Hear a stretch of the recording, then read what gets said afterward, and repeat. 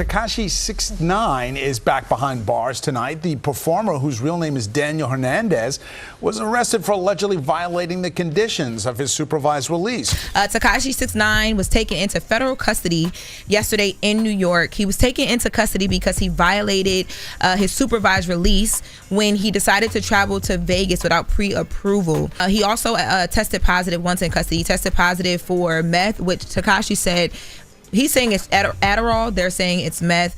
I don't know the concoction of the Adderall drugs. So I don't know if you would test positive if you're on Adderall. Today, the judge ordered he be held until November 12th at the infamous Metropolitan Detention Center, where Sean Combs is also being held. It looks like 6ix9ine might be in hot water again. Apparently, he just can't stay out of trouble. Rumor has it there's some footage going around that supposedly shows him getting sent to the same jail as Diddy. Today, the judge ordered he be held until November 12th at the infamous Metropolitan Detention Center, where Sean Combs is also being held. And it's got everyone hollering. 6ix9ine and Diddy finna be in the same jail cell? Bro, they finna be playing with each other all night, bro. Bro, the security gonna have to come in there and force them to stop. It appears this guy just can't seem to keep himself out of legal trouble. This time, he got detained because prosecutors say he violated the terms of his parole from that 2019 RICO case. Imagine messing up a deal to be free that bad. Tekashi 6ix9ine was taken into federal custody yesterday in New York. He was taken into custody because he violated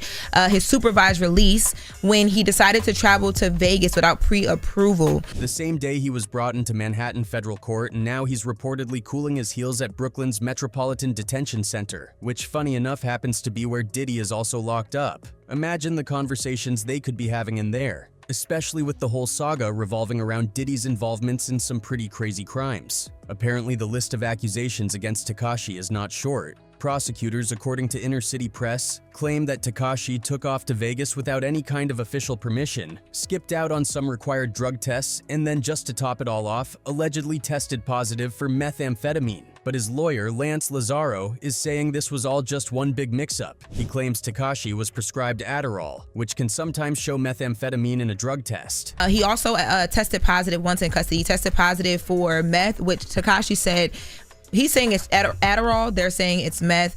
I don't know the concoction of the Adderall drugs. So I don't know if you would test positive if you're on Adderall. And if that wasn't chaotic enough, he supposedly even showed up an hour late to his court hearing on Tuesday, not exactly helping his case there. This whole situation stems back to Tekashi's 2019 case, where he was facing some pretty serious charges: racketeering, firearms offenses, drug trafficking, you name it. Originally, he was looking at a whopping 47-year sentence, but he cut a plea deal by cooperating with authorities and providing information that helped lock up a couple of gang leaders in New York. Hernandez was out on bail after pleading guilty and testifying against a violent gang. Thanks to his cooperation, he managed to get his sentence knocked down to 2 years, followed by 5 years of supervised release. But following those rules has been, well, challenging for Tekashi. Just last year, he had yet another run-in with the law in Miami after the cops pulled him over for a traffic violation, only to find out he was driving with a suspended license. They also found he had an active warrant in the system for failing to show up in court for a prior ticket on an unregistered vehicle. He was quickly released on a $2,000 bond. But of course, that incident came just months after he made headlines again when he was assaulted at a gym in Florida. 3 people are arrested and booked after allegedly beating rapper Tekashi 6ix9ine at a Florida gym last week. Despite the endless legal drama, Tekashi's lawyer is standing firm, saying that the recent charges are just technical violations and that they'll likely be dismissed soon. But given Tekashi's track record, who knows if he can avoid any more headlines, or if his next court date might go a little more smoothly than this last one. With his history of dodging consequences and cutting deals, it's hard to say whether he'll stay out of trouble or if this latest episode is just a new chapter in the never-ending Tekashi saga. Back in March, 6ix9ine took a serious beating at a local LA fitness. He was attacked in the sauna by a group who left him with fractured ribs and even a blood clot in his eye. His lawyer, Lance Lazaro, shared with Newsweek that Tekashi tried to defend himself, but it was tough against several attackers. Later, 6ix9ine talked about the incident, and although he called it cowardly in an interview with NBC's WTVJ, he admitted he wasn't holding a grudge because, as he put it, in the streets, there are no rules. It's been a wild ride for 6ix9ine since he first came up in 2017, dropping tracks on SoundCloud that blew up fast, especially his debut single Gummo. Before long, he'd gone from internet troll to full-blown rap star, known for stirring up drama and attracting attention by calling out other artists and making controversial statements rather than spending big bucks on marketing. But as his fame grew, he needed protection. That's when he connected with the 9 Trey Gangsta Bloods, a gang with a reputation for drug trafficking and violent crimes around Brooklyn and the Bronx. His manager back then, Shotty, saw 6ix9ine as the perfect face for an edgy new school version of Death Row Records, which only added to Tekashi's reputation. Pull up on them real life like where the energy at. I shot you, I robbed you, and you ain't do nothing back. By early 2018, he'd already attracted his fair share of enemies, including fellow Brooklyn rapper Casanova, who dropped a track called Set Trippin' that threw some serious shade at 6ix9ine, basically calling him out as a poser. The track was a big deal because Casanova was also tied to the 9 Trey Bloods, and it didn't take long for the internet to blow up over the beef, adding more fuel to the hype around Tekashi. Then things got even messier. A few months after Casanova's diss, Tekashi was at the Barclays Arena with boxer Adrian Broner when he crossed paths with Casanova and his crew. What followed was nothing short of chaotic. Shots were fired, and the whole scene just cemented the animosity between Tekashi and Casanova in rap history. Tekashi's trolling didn't stop there. Next, he decided to go after Chicago rapper Chief Keef and his crew, Glow Gang. He got close to Cuban Doll, who happened to be the ex of Glow Gang member Tado, and posted videos with her to taunt them. Chief Keef and his crew didn't take it lightly. Keef even dropped a track called IK People, with lyrics that left little to the imagination when it came to his thoughts on 6ix9ine. Hey, shawty know I kill people, real people from the trenches where it's real lethal.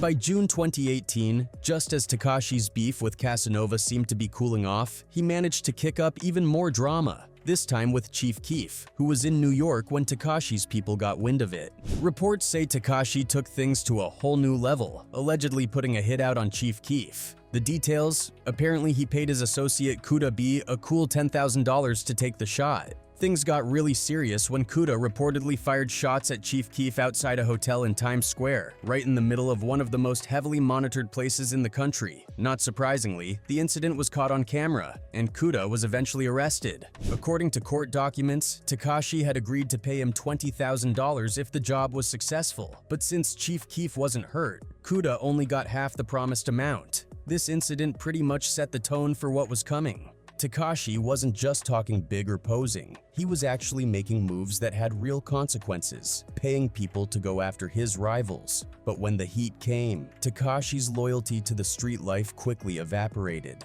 By November 2018, the federal government had its sights locked on the 9 Trey Bloods, indicting them on serious charges, including racketeering, drug trafficking, and conspiracy, and Tekashi was front and center. This wasn't some small operation either. It was the result of a long FBI and NYPD investigation that zeroed in on 11 defendants, including key players like Mel M. Day, a high-ranking 9 Trey member often considered the gang's godfather, and Shotty, Tekashi's manager and main connection to the gang. With a minimum of 47 years on the table, Tekashi faced a huge decision. He decided to cooperate with the government, hoping for a lighter sentence. In 2019, he was hit with a 24-month sentence after pleading guilty to multiple charges, including his role in organizing the Times Square shooting. Brooklyn rapper Tekashi 6ix9ine pleaded guilty to federal charges, admitting he participated in a violent gang. He also pledged to cooperate with prosecutors. When Tekashi started talking, he opened the floodgates. He pointed fingers at everyone, bringing up Cardi B's alleged ties to the Bloods, dragging Trippie Redd's name into the mix, and even spilling secrets about internal beefs between 9 Trey and Rap-A-Lot Records, a Houston-based label run by Jay Prince. Tekashi also shared stories about an incident in 2018 when he traveled to Houston for a show. He claimed that he felt like he was being set up so he didn't perform, and later alleged that 9 Trey had plans to rob Rap-A-Lot artists when they came to New York. Thanks to Tekashi's testimony, the government's case against 9 Trey got a major boost, leading to heavy sentences for some of the gang's top members. Mel M. Da was sentenced to 11 years, while Shotty got 15. But Tekashi, for all his cooperation, he served just 2 years and was out by April 2020, leaving him with plenty of enemies who felt betrayed. Even big names like Snoop Dogg didn't hold back, calling him out for violating the street code by snitching on his crew. Snoop became one of his loudest critics, and Tekashi's reputation was forever marked by his decision to flip on 9 Trey. For Tekashi, the fallout from his cooperation wasn't just about the legal system. It was about respect, reputation, and a whole community of people who saw him as the ultimate turncoat in a world where loyalty is everything, on top of everything else. Tekashi was also caught up in a chaotic shooting incident in 2018 at Brooklyn's Barclays Center, which left 2 people injured in May of that year. Though Tekashi wasn't arrested, his crew was linked to the incident, and the actual shooter, Fugwan Fubanger Lovic, ended up with an 85-month prison sentence for his role. It was just another entry in a long list of controversies that followed Tekashi everywhere, even when he managed to sidestep legal trouble himself. Rewind a bit though, and Tekashi's first brush with the law actually dates back to 2015 when he was just 18. Back then, a video surfaced showing him in a questionable situation with a much younger girl of 13. He just pleaded guilty to 3 counts. Not 1, not 2, but 3 counts of sexual something to do with a minor. The girl was only 13 years old. Although Tekashi claimed he was 17 when it happened and insisted there was no S contact, the video was enough to bring some serious charges his way. He took a plea deal that included some pretty specific conditions. He had to earn his GED, write an apology letter to the girl and her family, and stay clear of posting explicit images of minors on his social media. To top it off, he had to stay out of trouble for 2 whole years. But staying out of trouble wasn't exactly Tekashi's style. In 2018 was a prime example. He got into 2 separate altercations that year, one at Los Angeles International Airport and another in Houston with a teenage fan. The LA incident was wild. He ended up being attacked by a group of guys outside the airport, though nobody was charged. As for the Houston incident, Tekashi was initially hit with misdemeanor assault charges, but the case didn't go anywhere after the teen dropped it and chose not to take things further. Then there's his personal life, which has its own long list of messy moments. His ex, Sarah Molina, who's also the mother of his daughter, accused him of domestic AB. You did an interview with the Daily Beast, and you talked about that throughout your relationship, there was a lot of domestic abuse. Yeah. Tekashi actually admitted they had what he described as physical fights in a 2020 interview with the New York Times. It was one of those rare times he publicly addressed the darker parts of his private life, though he didn't dive too deep into the details. Still, the allegations only added another layer to his already tangled image, making it clear that trouble seemed to follow him everywhere, whether he was dealing with street feuds, his inner circle, or relationships at home. By this point, Tekashi's image had completely eclipsed his music. He had become something out of a gritty crime show, constantly moving from one wild situation to the next, each one somehow even more intense than the last. For fans and critics alike, it seemed like Tekashi's life was just one big headline waiting to happen. A non-stop cycle of controversies, court appearances, and high-profile feuds that only added to the larger-than-life persona he'd created. In the end, every new scandal just seemed to keep the buzz going around one of the most infamous figures in the music world.